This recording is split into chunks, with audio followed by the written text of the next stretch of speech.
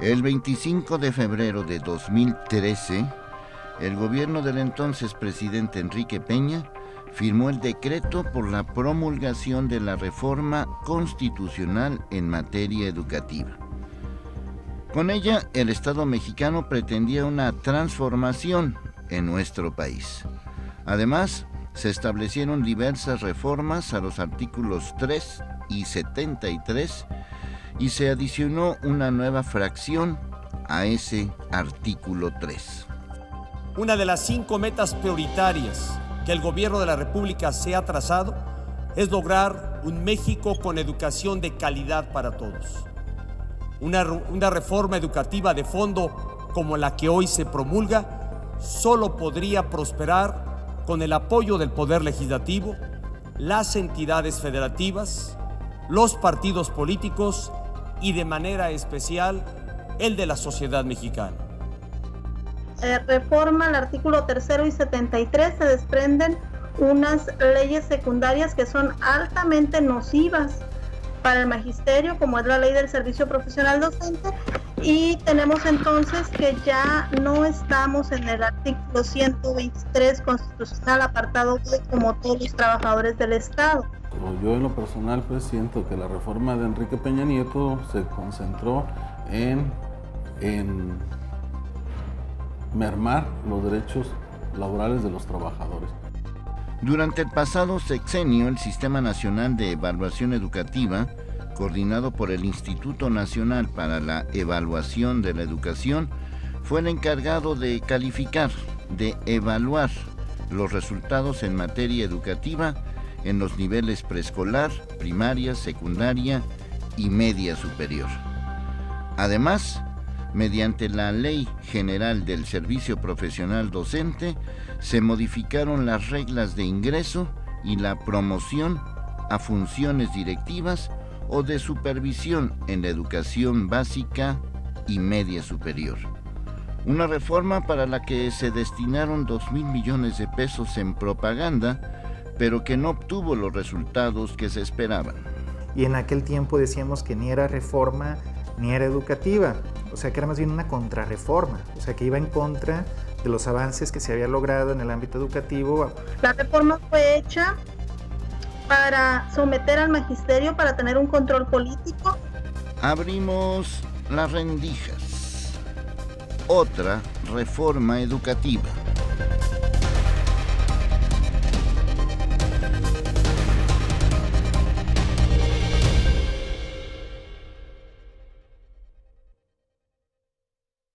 El 12 de diciembre de 2018, ya en el poder, Andrés Manuel López Obrador firmó una iniciativa para cancelar lo que él llama la mal llamada reforma educativa del 2013 y que de aprobarse su cancelación ya no habría evaluaciones a los maestros. Por el contrario, ahora sí tendrían sus derechos garantizados. Y aunque todo suena muy bonito, los maestros consideran que esta nueva reforma es una continuidad de la mal llamada reforma educativa. Siempre que hablamos de una reforma y ahora que nos referimos a una reforma educativa, debemos tener claro que la intencionalidad de toda reforma es introducir cambios.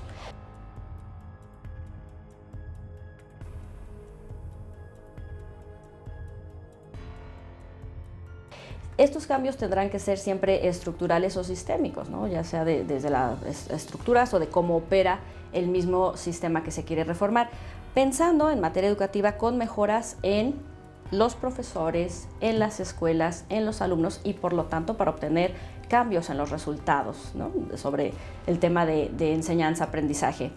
Yo creo que la reforma educativa es urgente, pero una verdadera reforma educativa. Lo que hicieron no era una reforma educativa.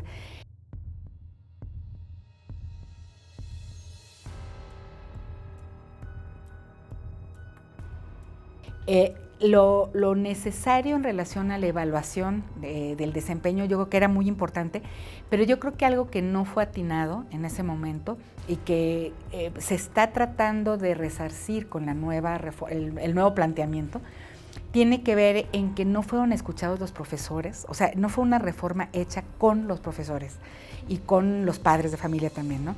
Pero sobre todo los profesores estuvieron muy ausentes en lo que fue el planteamiento de la reforma. Era evidente que ningún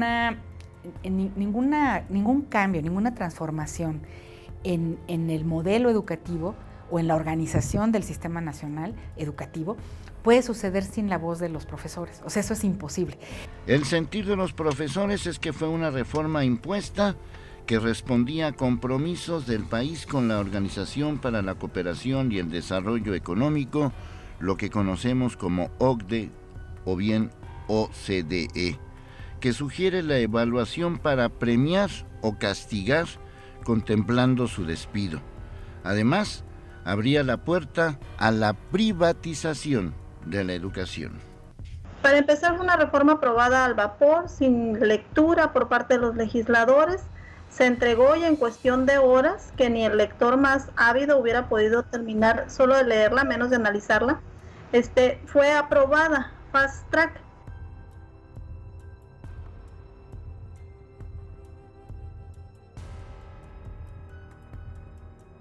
Y lo que encontramos ahí es una serie de afectaciones que recomienda la OCDE, que es un organismo internacional, para que se aplique en el plano educativo. Y en aquel tiempo decíamos que ni era reforma ni era educativa, o sea que era más bien una contrarreforma, o sea que iba en contra de los avances que se había logrado en el ámbito educativo a partir de la Revolución Mexicana.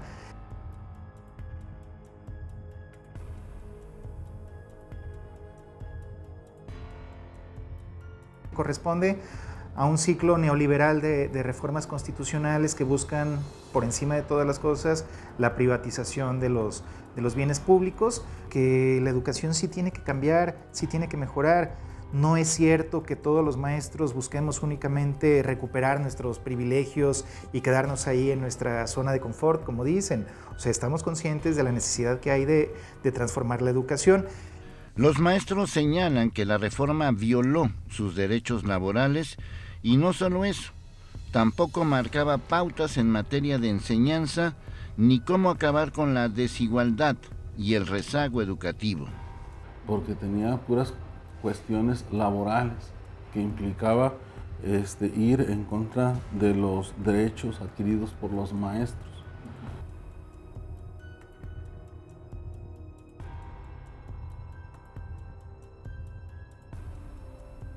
De alguna manera, haciendo sentir que toda la responsabilidad del proceso educativo recae en el maestro. Nuestra lucha no fue solamente por conservar nuestros derechos, fue por conservar la educación pública como tal. Solamente dándole contratos. Al perder la antigüedad, el maestro ya no tiene derecho a jubilarse.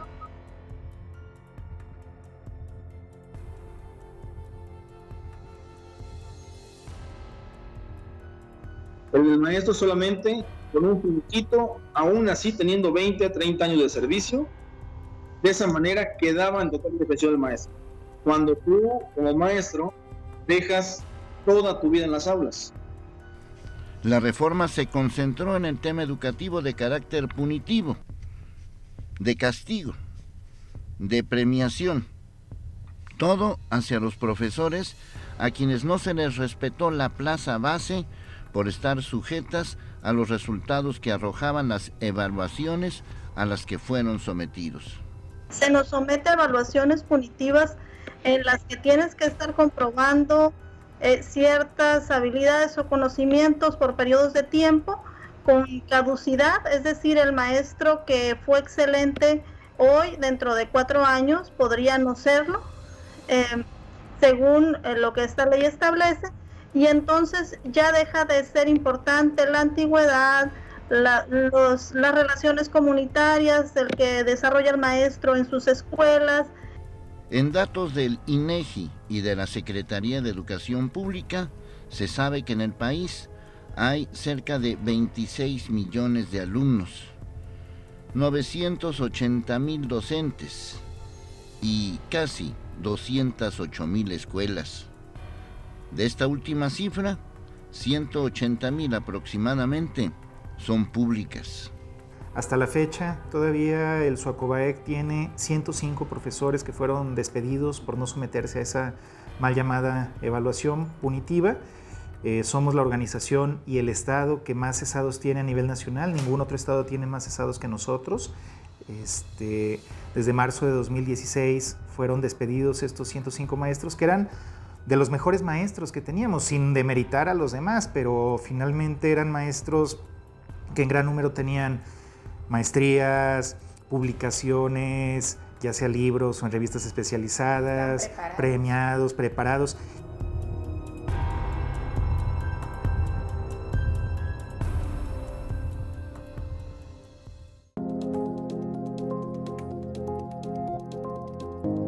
De acuerdo con las cifras de la Secretaría de Educación Pública de la pasada administración, el cese de docentes más numeroso fue el que se aplicó el 1 de marzo de 2016, con un total de 3.360 profesores a nivel nacional. Bueno, yo en lo personal nunca fui notificado de la evaluación, entonces ya nada más me entero que salgo seleccionado en una lista a evaluar y después me hacen llegar mi notificación de cese, pero de forma extraoficial, tampoco fuimos notificados del cese de manera oficial. Quienes no asistimos a evaluarnos, fuimos cesados por materia, todos los que fuimos separados de nuestro cargo, fuimos reemplazados. Han estado muchos compañeros que han cubierto esas horas y luego han llegado otros, porque con esta reforma del presidente Enrique Peña Nieto, los maestros no generaban derechos. Entonces, pues nosotros en este proceso de 3 años, ha sido muchos maestros los que nos han cubierto. En el estado de Sonora tienen 43 maestros separados del servicio de educación básica y alrededor de una decena a nivel media superior. Finalmente, en Sonora, lo único que tenemos de ese organismo son 43 maestros separados del servicio de educación básica y alrededor de una decena de media superior, que fueron separados del servicio sin una razón ni legítima ni legal. En Sonora, los maestros que fueron separados del servicio fueron sacados de las aulas con la policía estatal. El gobierno del estado mandó a la policía estatal y hubo maestros literal, fueron arrastrados delante de sus alumnos para sacarlos de sus escuelas. Y entonces el gobierno justifica que porque se aplicó la ley, pues se aplicó la ley del garrote, porque la ley no se aplica así. En Veracruz, ya todos los maestros fueron restituidos a su cargo. Esto no quiere decir que las cosas estén bien. En su territorio, 243 maestros se quedaron 15 meses sin trabajo. Gracias a que el estado de Veracruz estuvo movilizando fuertemente, cada uno de los compañeros se les reinstaló nuevamente su servicio y sus salarios caídos fueron remunerados totalmente. Al momento, en el estado de Veracruz, no tenemos ningún maestro cesado. Ningún maestro que haya estado en esta situación de la comunidad. Tuvimos a 243 por 15 meses sin cobrar. Eso también era un golpe enorme al patrimonio familiar de los maestros. Pero solamente era un tema político, porque no había ninguna situación administrativa, ninguna situación, ningún documento, notificación en el que dijera por qué le están refiriendo el salario al compañero maestro. Que todos los compañeros tienen un proceso jurídico en tribunales en todos los estados donde fueron despedidos, en Campeche, en Quintana Roo, en Sonora, en Jalisco. Todos los estados que tuvimos este problema hay procesos jurídicos en camino. El 16 de abril de 2019, Andrés Manuel López Obrador mandó un memorándum para que se eche abajo la reforma educativa. El plan general que pretende sustituir la reforma impulsada por Peña Nieto se basa en 9 puntos. Cambia el organismo vigilante, cambia el sistema de evaluación, educación gratuita en todos los niveles, conceptos nuevos en la Constitución, consenso entre padres y maestros, materias obligatorias, contenidos diferenciados por región, becas del sistema Benito Juárez y, supuestamente, los sindicatos tendrán libertad. Se ha estado diciendo y se utiliza incluso esta frase de la mal llamada reforma educativa. Por desgracia, esta tampoco creo yo que llega a fondo. O sea, yo creo que en todo caso la esperanza o la expectativa es que al quedar reformulada la participación de algunos otros actores, podamos aspirar a que haya un replanteamiento de fondo en un corto plazo. Eso es lo que yo espero, ¿no? De alguna manera el hecho de que se esté abriendo la participación con este Centro Nacional para la Revaloración del Magisterio y el Mejoramiento Educativo, hay un planteamiento más sistémico, más integral, ¿no? Al menos en las intenciones. Entonces, es distinto a evaluar a los maestros. O sea, yo creo que esa es la distinción que nos puede permitir tener una expectativa diferente. Una propuesta importante que surge en esta reforma del 2019 es ampliar la obligatoriedad de la educación pública, no nada más desde un nivel inicial hasta media superior, sino hasta un nivel de educación superior. Ahora podemos leer ya en el texto de la propuesta términos como es un derecho de niñas, niños y jóvenes, ¿no? Esto que quedará totalmente también adicionado al artículo 3 de la educación, de estar ya afinada bien esta reforma. Y bueno, también lo que estuvieron trabajando los diputados el día de ayer para este cometido, pues fue el artículo 19 transitorio de la reforma educativa para asegurar que a largo plazo efectivamente se cuenten con los recursos que nos ayuden a garantizar la obligatoriedad de la educación superior, porque el presupuesto no podrá ser el mismo. La evaluación para los maestros continúa, pero esta vez el gobierno dice que garantizará que no estará ligada a lo laboral y a la permanencia en la plaza, a fin de evitar que los profesores se centren en la evaluación más que en el desempeño de los estudiantes. Su promesa de quitar esa reforma educativa es lo que llevó a que una gran mayoría de los maestros de todo el país, de todas las corrientes sindicales y de todos tipos, se volcaran a apoyar su candidatura, que fueran funcionarios de casilla, que apoyaran a su partido con esa expectativa de que cumpliera su promesa de quitar esa reforma educativa. En ese sentido, pues creo que ha habido un apoyo mutuo. Los maestros han apoyado a Andrés Manuel López Obrador y en consecuente también se espera que el presidente y su partido pues también apoyen a los maestros en esta lucha. Aún como precandidato, Andrés Manuel López Obrador firmó un acuerdo en el que se establece la recontratación inmediata de los maestros y maestras cesadas por no aceptar una evaluación punitiva. A la fecha, 586 siguen cesados. Ahora los docentes le piden que cumpla su promesa de campaña. Y ahí lo reitero, los maestros cesados serán reinstalados y restituidos todos sus derechos. Una vez que tomó protesta, lo reitero de nuevo, estuvimos en unas pláticas y se entregó toda la documentación necesaria para hacer la gestión de la reinstalación. Sin embargo, no ha podido concretarse aún. Posteriormente se nos dijo que tendría primero que abrogarse la ley, y lo que nosotros vemos ahora no es una abrogación, sino si acaso alcanzaremos a decir que fue derogación.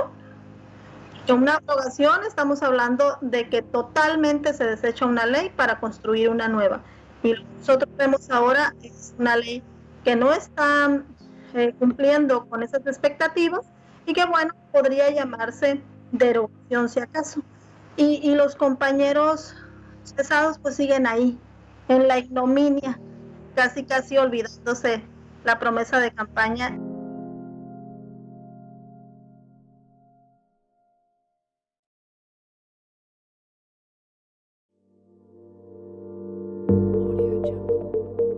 A pesar de que algunas de las demandas de la reforma se están cumpliendo, los profesores de la Coordinadora Nacional de Trabajadores de la Educación han protestado en contra de la nueva reforma, ya que consideran que no se ha abrogado todavía. Nos estamos topando con la sorpresa de que esta reforma sigue teniendo un estado de excepción. Sigue manteniendo a los maestros en estado de excepción. El párrafo 7 y 8 del artículo 3 constitucional menciona la promoción, el ingreso al servicio. Y eso que es meramente laboral debe de estar en el artículo 123 como estaba anteriormente. No puede haber un estado de excepción solamente para los maestros. Que no se le dé cabida a las organizaciones sociales, que no se le dé cabida a los empresarios, a los privados, para tener injerencia en la educación. Esa es la rectoría del Estado y tiene que ser de esa manera. Y que haya una transparencia en los recursos, en el otorgamiento de plazas, que haya transparencia en el otorgamiento del dinero que se va a destinar a la educación. Desde luego tendríamos que pensar en incrementos salariales de emergencia, tendríamos que pensar también en una homologación nacional a la alza, es decir, hay estados en donde se gozan de determinados derechos que en otro estado no se tienen. Entonces tendríamos que buscar la forma de que todos los maestros del país, y además de todos los subsistemas, es decir, los de básica, media superior, pues tuviéramos un estándar que nos permitiera un nivel de vida lo suficientemente elevado como para poder mejorar la calidad de nuestro desempeño. Yo pienso que puede haber un acuerdo social entre el magisterio y el gobierno que realmente convierta a la escuela pública mexicana en la palanca del desarrollo que México necesita. Nosotros no pedimos control de plazas, como se está comentando. Nosotros no estamos pidiendo tener el control de la educación, no. Queremos que todo sea transparente. Cada vez que salen los legisladores, celebrar que avanzó un poco más el proceso legislativo en cuanto a la abrogación que es ellos. Nosotros decimos eso no es abrogación, eso es simulación. El Pleno del Senado aprobó, en lo general y en lo particular, el dictamen de la reforma educativa enviado a la Cámara de Diputados en una sesión extraordinaria. Ahora debe ser aprobada por las legislaturas locales para que pueda promulgarse. La reforma educativa, la nueva reforma educativa, ya va. Me parece que un punto importante de inicio es ahorita definir muy bien que la rectoría está en el Estado. Quizá con eso podremos seguir avanzando ya en esas cuestiones en las que tenemos que puntualizar para obtener la reforma que se necesita en términos más académicos o más pedagógicos que jurídicos, ¿no? O que en términos de cuestión laboral de los profesores. Abrir la participación, escuchar, operar estas cosas no va a ser fácil. Y yo creo que yo para mí, si la reforma empieza por ahí, ¿no? Por esos diagnósticos situados, porque la gente empiece a decir qué espera de nuevos modelos, apenas la reforma está por venir. O sea, es para construirla, ¿no? Para mí la ausencia de la reforma educativa sigue siendo el tema, ¿no? Estamos ante una reforma de la organización del cambio. Así es como yo lo leo, ¿no? Apenas como para decir cómo debería operar, pero los contenidos de la reforma se tienen que trabajar. Hemos ido y regresado a las escuelas al abrir las rendijas en varias ocasiones. Hemos seguido la mal llamada y ahora bien llamada reforma educativa. Y es un verdadero problema lo que estamos viendo desde la pasada administración y también en esta administración. El problema de la reforma educativa tiene que ver más que nada con que los maestros y los alumnos no han sido considerados en ninguna de las dos. Todas las mesas que se hicieron para evaluar la educación en México antes de que entrara López Obrador y en algunos momentos después de que entró López Obrador, nunca se aplicaron. Nunca hubo una minuta, nunca hubo un resultado, nunca hubo un plan de acción, nunca hubo nada. Entonces, es como darle vueltas a un círculo para llegar exactamente al mismo lugar. Pero al abrir las rendijas, nos encontramos siempre con lo mismo. Ni alumnos, ni maestros, ni padres de familia han sido tomados en cuenta abiertamente. Así que aquí está la estrenada, la aprobada, la ya reformada mal reforma educativa. Vamos a ver si esta nueva reforma educativa mejora lo más importante, la educación en México. México está rezagado en educación, en todos los niveles. No es culpa ni de los maestros, ni de los alumnos. Pero, ¿quién va a solucionar ese que es el verdadero problema? Nosotros estamos convocando para el día 15 de mayo a las 9 de la mañana aquí en el Parque Rojo o Parque de la Revolución. Estamos convocando a todo el magisterio libre e independiente del Estado de Jalisco a realizar una marcha a Palacio de Gobierno con las mismas exigencias de los últimos años, es decir, mientras no hayan sido reinstalados nuestros compañeros y mientras la reforma de Peña Nieto no sea totalmente abrogada, pues esas seguirán siendo nuestras demandas. Desde luego que si encontramos una disposición al diálogo, pues será en la mesa del diálogo donde podamos avanzar en estas demandas, pero por el momento nuestra posición sigue siendo la de exigirle al gobierno el cumplimiento de estas demandas del magisterio, que además son compromisos de campaña de los que actualmente gobiernan. Esperamos que a la brevedad posible sean resarcidos nuestros derechos, que seamos reintegrados al servicio y pues nosotros vamos a seguir en pie de lucha y vamos a seguir avanzando en este proceso de dignificación de la lucha magisterial. Que la reforma no debe negociarse con la derecha. La reforma no debe negociarse con los partidos de derecha que quieren preservar la condición neoliberal dentro de la reforma educativa. Esa reforma debe ser trabajada desde las bases con los maestros, con los padres de familia, porque son los que están al tanto y frente al problema tan grande que es la educación en el país. Yo quiero confiar en que primero la propuesta que se lance sigan permitiendo que esté sometida a revisión, a ajustes para mejorarla. La evaluación, y así tendrían que verla también todos nuestros profesores, no es más que un ejercicio de comunicación.